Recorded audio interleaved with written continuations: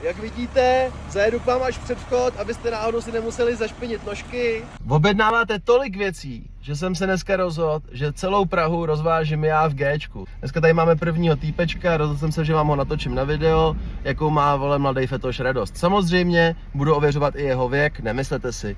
Jakmile vám je pod 15, tak vám nic neprodám.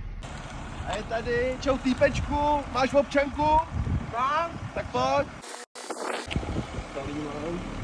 Dáš. 2002, vole. Pohodě, ne? Jseš to ty? Tady jsi nějaký tlustý, tady jsi nějaký hubený. Ne, to je fakt, to jsem fakt já, fakt jo.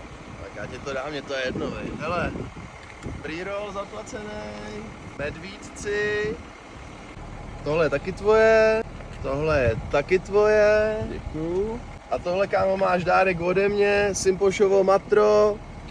Tak řádně se vyhul, mladej, vole. Chceš jít z Gčku? Mohl bych? Jasně, bráško, naskoč. Tak děkuju.